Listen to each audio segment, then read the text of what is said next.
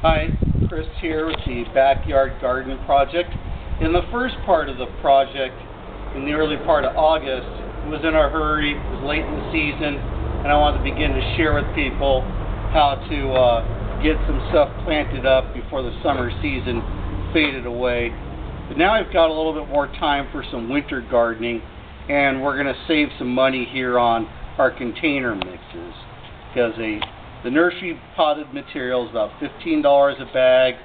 You know, almost 2 bags a container, that's $30. It's a lot of money to grow some vegetables. So we've had a little extra time.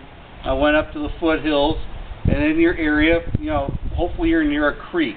You don't get this at the beach, but hopefully you're near a creek.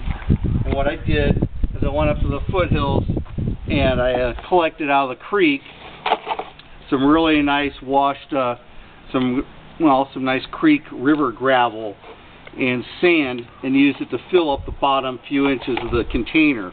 One, it'll drastically improve my drainage.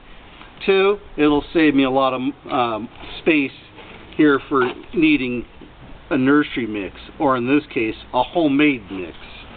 And what I did is I already filled up this container. This is my winter greens container, maybe with some sweet peas or something.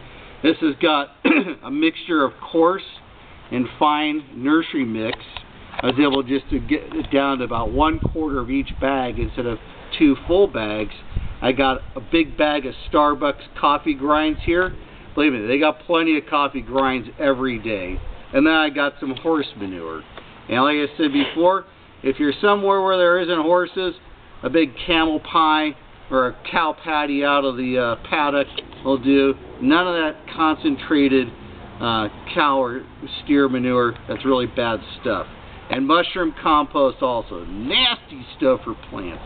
Really high in salt. I have to compost that for a year with worms and other stuff. So I've got my blended mix, homemade mix here. And I've probably got a total of about $5 to $8 the most of nursery mix in here. As time progresses and you create a compost pile, you can get that down to 0. So walk over here to where I've been making one of my mixes, and I've got my coarse nursery material here. I've got my more fine peat moss and perlite mixture. Got my bag of Starbucks, and I got my diminishing container of good old, in this case, 50% mule and 50% horse poop. Easily figured out because there was a mule and a horse in the pasture where I cleaned it out of. And trust me, most horse people got no problem giving you their horse manure. They got plenty of it each day. So get a little bit of this going in here. Yep, just mix it in.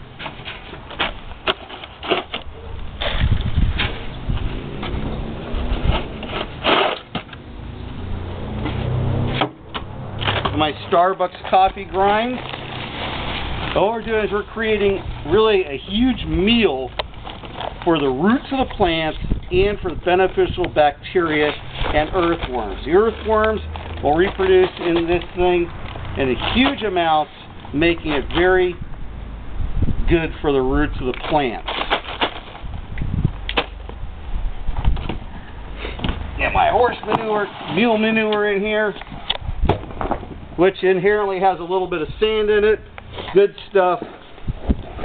Gotta find my, hold on Mr. Cameraman, I gotta find my shovel to chop and mix it all up with.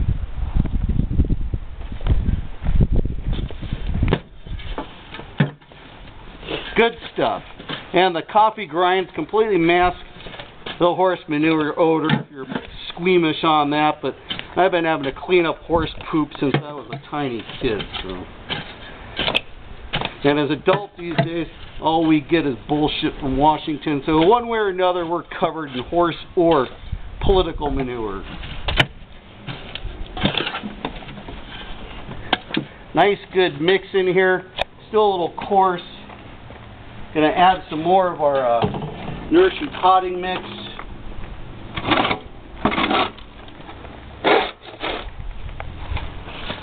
Again, doing this so we can have, over the course of time, a huge reduction on having to buy potted mixes, and so we have really healthy roots Lots of earthworms and beneficial bacteria in there.